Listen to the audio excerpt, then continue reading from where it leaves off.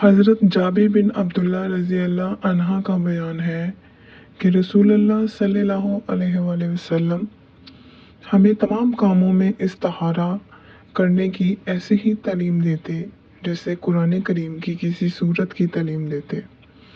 आप सल्लल्लाहु अलैहि वसल्लम फरमाते हैं कि जब तुम में से कोई शख्स कोई काम करना चाहे तो फ़र्ज़ के अलावा 2 रकत नमाज पढ़े, फिर ये दुआ पढ़े।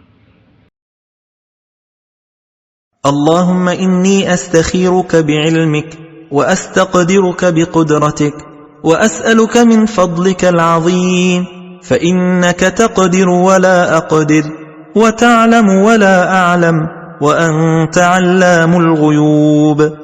اللهم إن كنت تعلم أن هذا الأمر, and at this point mention the need, خير لي في ديني ومعاشي وعاقبة أمري فاقدره لي ويسره لي ثم بارك لي فيه.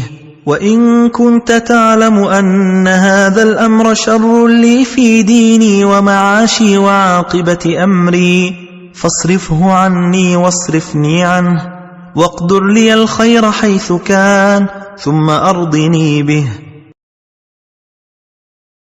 اللهم إني أستخيرك بعلمك وأستقدرك بقدرتك وأسألك من فضلك العظيم فإنك تقدر ولا أقدر وتعلم ولا أعلم وأنت علام الغيوب.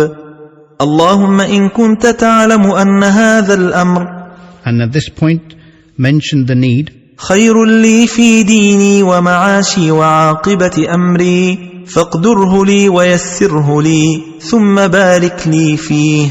وإن كنت تعلم أن هذا الأمر شر لي في ديني ومعاشي وعاقبة أمري فاصرفه عني واصرفني عنه واقدر لي الخير حيث كان ثم أرضني به.